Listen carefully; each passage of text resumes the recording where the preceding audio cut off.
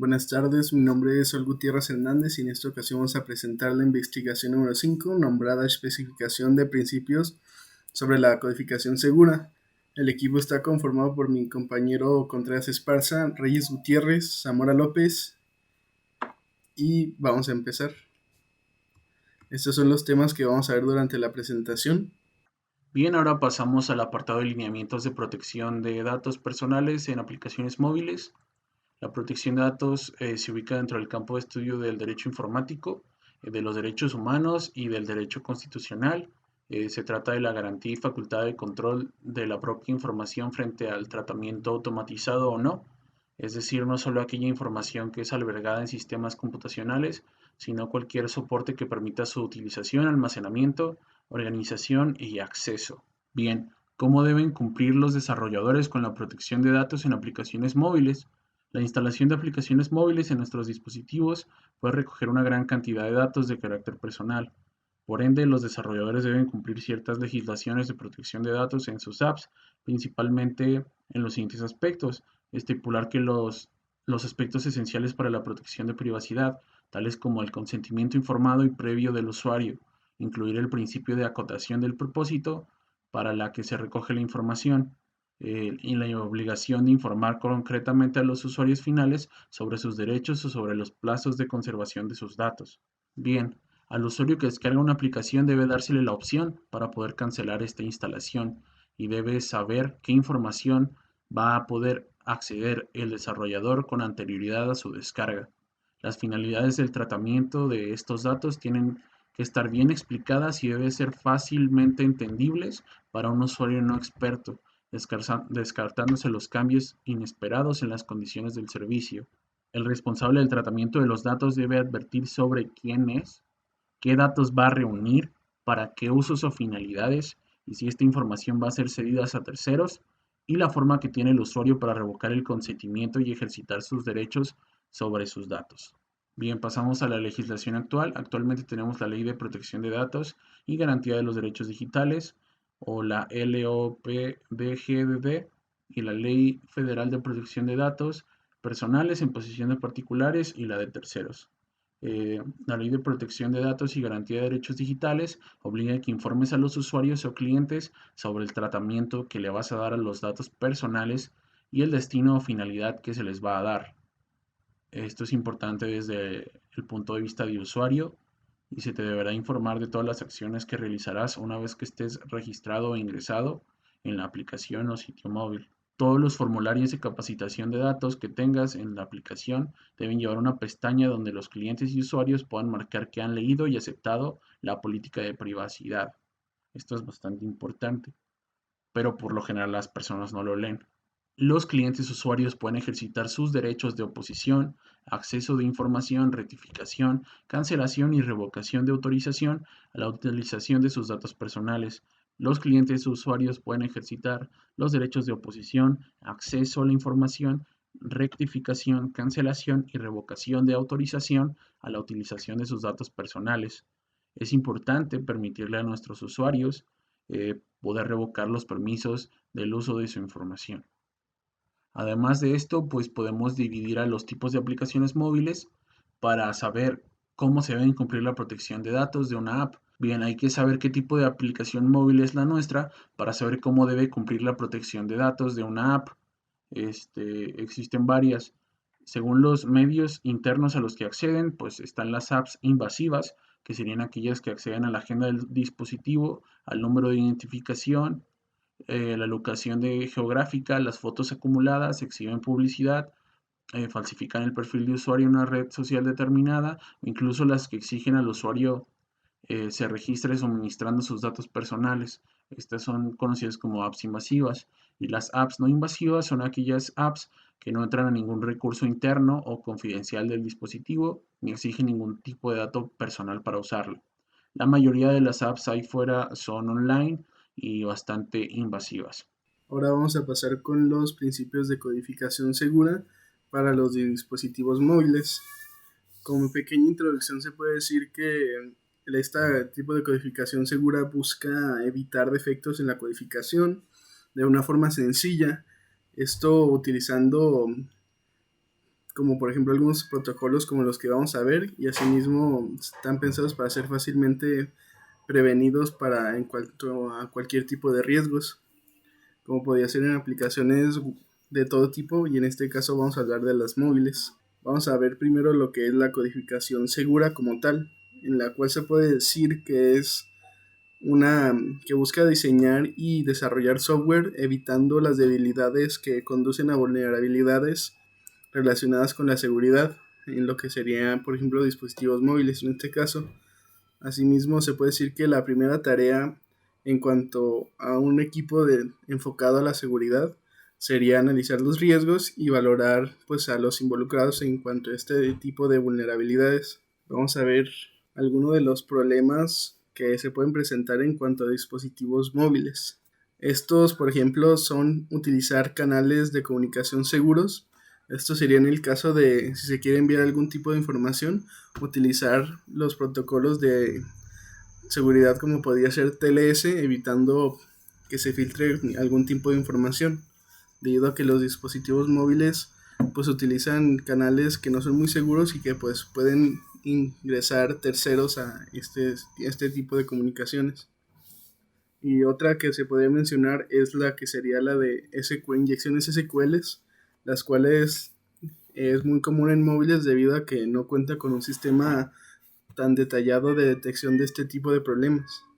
Aquí la mejor forma de evitar estos problemas sería evitar implementar en las plataformas que se utilicen las consultas como podría ser los parámetros, que serían las declaraciones preparadas para que no sean líneas de códigos típicas que se podrían generar en cuanto a las inyecciones de código. Y pues otra que se podría ver en cuanto a vulnerabilidades en cuanto a dispositivos móviles sería en almacenar los datos de las aplicaciones. Esto sería debido a que algunas aplicaciones sí tienen acceso completo a lo que podría ser la tarjeta SD. Aquí lo que se podría realizar sería evitar que este tipo de aplicaciones tengan el acceso. Y por último, alguna de las reglas de la codificación segura podría ser que los archivos deben cerrarse cuando ya no se necesiten, esto para evitar cualquier tipo de problema y que asegurarse de que están creados de la forma correcta. Asimismo, se puede mencionar también que siempre que pase una estructura a través de un límite, pues se debe evitar una fuga de información debido a que este es un tipo de error humano que puede generar pues problemas en la seguridad. Asimismo, se puede decir que estos objetos se deben calcular en cuanto a la duración, asimismo del almacenamiento adecuado. En casos de prueba, se tienen que verificar las reglas como los protocolos que mencionamos antes y asimismo identificar la mayoría de las vulnerabilidades que se pueden causar por errores de comunicación o programación típicos. Y bueno, continuamos con la sección 3, que sería los puntos de vulnerabilidad. Entonces comenzamos. Las aplicaciones móviles, como sabemos, son un objetivo muy clave de los ciberataques. La seguridad de las aplicaciones móviles abarca varios diferentes aspectos. Algunos serían la seguridad del sistema operativo en donde se está corriendo la aplicación, ya sea iOS o Android, la seguridad de las APIs que se están utilizando y la seguridad de los servidores. Y bueno, hablando de esto, la seguridad del backend suele ser más crítica que la del frontend, pero esto depende mucho del contexto técnico y funcional de la propia aplicación. Y bueno, en general, en cuanto fluyen más datos a través de las aplicaciones móviles, pues va a ser mayor la posibilidad de ataques y compromisos. Los atacantes van a aprovechar de diferentes tipos de vulnerabilidades, como controles débiles del lado del servidor, almacenamiento de datos inseguro e intercambio de datos inseguro, y bueno, cualquier tipo de componente vulnerable de terceros. Continuamos con la sección de vulnerabilidades. Entonces a continuación les voy a mostrar algunas de las vulnerabilidades más importantes dentro de las aplicaciones móviles. Bueno, la primera de estas sería controles débiles del lado del servidor. Esto corresponde más bien a lo que serían las inyecciones de código, donde los atacantes buscan vulnerabilidades en los servidores para poder explotarlas al inyectar códigos maliciosos. Otro punto sería la protección insuficiente de la capa de transporte. Esto se da cuando, bueno, normalmente cuando se desarrolla una aplicación los datos son intercambiados entre un cliente y un servidor. Ahora, si esta codificación de esta aplicación es muy débil, bueno, existen diversas técnicas que nos permiten visualizar datos sensibles mientras están viajando entre el cliente y el servidor. Otro punto importante sería la fuga de datos involuntaria. Como sabemos, las aplicaciones móviles tienen que interactuar con algún sistema operativo, ya sea iOS o Android, y con infraestructuras digitales, hardwares nuevos, etcétera. Todas estas cosas pues no son propiedad de los desarrolladores, por lo que no podemos controlar los cambios o fallas que puedan existir por fuera de las aplicaciones. Eh, el cuarto punto sería la autorización y autenticación deficientes.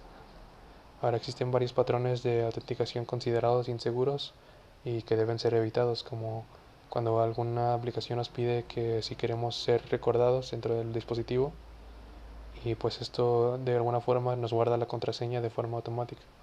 Otro ejemplo podría ser la falta de tokens de seguridad, etcétera.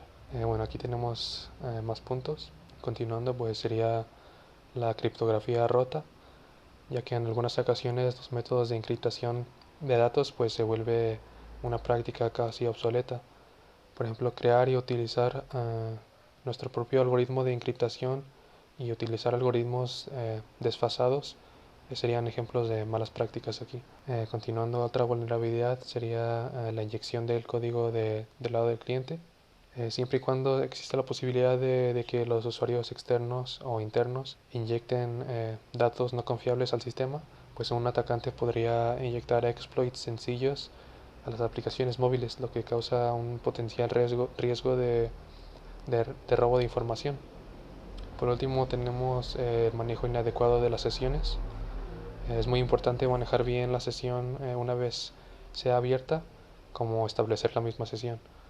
Si no se aplican cuidados sencillos pero importantes como validar la sesión a nivel del servidor y no solamente al nivel de cliente, o también establecer un tiempo de expiración de la sesión o creación de tokens seguros, puede que algún tercero no autorizado acceda a la información de otros usuarios. Ahora, bueno, la gran mayoría de las vulnerabilidades que he mencionado pueden ser evitadas si se lleva a cabo algunas consideraciones necesarias en cada uno de los puntos que se mencionaron. Sin embargo, muchas veces estos cuidados son ignorados por razones ajenas a los usuarios, como lo podrían ser los costos, eh, la necesidad de lanzar la aplicación antes de la competencia, etcétera. Pero estas deficiencias pueden ser contrarrestadas si nos informamos y estamos atentos a este tipo de debilidades. Bueno, ahora yo les voy a hablar acerca de los mecanismos de cifrado de datos en el intercambio de la información. Bueno, para esto pues tenemos dos métodos de cifrado más comunes que serían el cifrado simétrico y el cifrado asimétrico. Los nombres hacen referencia a si se utiliza o no a la misma clave para el cifrado y el descifrado de esa manera. Bueno, primero que nada voy a hablar acerca del cifrado simétrico. Este también es conocido como un cifrado de clave privada. La clave que se usa en la codificación es la misma en la que se utiliza en la descodificación, lo que resulta más conveniente para usuarios individuales y sistemas cerrados. Por otro lado, se debe enviar la clave al receptor. Esto pues aumenta el riesgo de que quede comprometida por ejemplo, si la intercepta un tercero como un hacker. Bueno, este método también es más rápido que el método asimétrico. Se basa en que se utilizará la misma contraseña tanto para el cifrado como el descifrado. Por lo tanto, pues es fundamental que todos los usuarios que quieran cifrar o descifrar el mensaje tengan esta clave secreta, de lo contrario, pues no podrán hacerlo. Gracias a este tipo de criptografía podremos realizar también comunicaciones o almacenar archivos de una forma segura. Y bueno, ahora les voy a hablar acerca del cifrado asimétrico. Bueno, en este tipo de cifrado se utilizan dos claves diferentes, que sería la pública y la privada, que prácticamente están vinculadas entre sí. Bueno, las claves son básicamente números extensos vinculados entre sí, pero no son idénticos. De ahí por eso le pusieron el término asimétrico. El propietario mantiene en secreto la clave privada, mientras que la clave pública se comparte entre los receptores autorizados o queda disponible al público en general. Esto pues permite establecer una conexión segura entre dos partes, autentificando mutuamente a las partes, permitiendo el traspaso de la información entre los dos. A diferencia de la criptografía simétrica, con este método los usuarios no comparten una clave secreta común, serían claves privadas, sino que cada usuario crea su propio par de claves, que consiste en una clave secreta o privada y una clave pública. Cualquier persona que tenga la clave pública pues puede enviar datos de cifrado al propietario de la clave privada y verificar su firma digital o autentificación de identidad. Ahora pasaremos a las ventajas y desventajas de cada uno. Bueno, primero vamos a ver las del cifrado simétrico. Las ventajas del método del cifrado simétrico son que pues es muy fácil de configurar y se pueden hacer muy rápidamente. Además es bastante directo y puede ser usado por gente de todas las edades y niveles de conocimiento. El cifrado asimétrico es más difícil de comprender y de usar. Y pues bueno, las desventajas es que es necesario compartir la clave secreta con el destinatario. En el caso del PEM, la clave de secreta se descifra con la contraseña del usuario, simplemente para pues garantizar que la contraseña no sea fácil de adivinar. Si usas la misma clave secreta para cifrar todos tus correos electrónicos y alguien lo descubre, entonces todos tus correos electrónicos cifrados se verán comprometidos. Ahora pasaremos a las ventajas y desventajas del cifrado asimétrico. La ventaja del cifrado asimétrico es que no obliga al usuario a compartir sus claves secretas, por así decirlo, a diferencia del cifrado asimétrico. Esto elimina la necesidad de la distribución de claves. El cifrado asimétrico es compatible con las firmas digitales que autentican la identidad del destinatario y garantizan que el mensaje no sea modificado mientras está en camino. Las desventajas de este cifrado pues son que consume mucho tiempo y esfuerzo. Además, es posible enviar correos electrónicos cifrados solamente si la persona ha creado pares de claves, lo que implica que pues la otra persona debe pues tener experiencia en el uso del cifrado asimétrico. Bien, podemos concluir que así como es importante establecer mecanismos de seguridad y tener seguras nuestras aplicaciones, es igual o más importante cumplir con nuestras obligaciones como programadores. Debemos ser conscientes y cumplir las obligaciones que se tienen como responsables cuando tratamos con datos de usuarios. Y cuando se trata de la recogida y tratamiento de datos de carácter personal, hay que ser muy cuidadosos y apegarnos a la ley. También es importante este apartado del consentimiento, que es necesario solicitar el consentimiento con carácter previo a la app. Eh, También está esta parte del consentimiento en la cual debemos especificar qué información vamos a usar y para qué. Es necesario solicitar el consentimiento con carácter previo a que la app comience a recoger o almacenar esta información. El consentimiento debe ser libre, concreto e informado. También debes pedir consentimiento para cada uno de los datos personales a los que la app va a acceder. También debemos velar por mantener la seguridad de nuestras aplicaciones y evitar cualquier tipo de problema como la filtración de datos y el mal uso de los mismos. Bien, esto sería todo de nuestra parte. Gracias por su atención.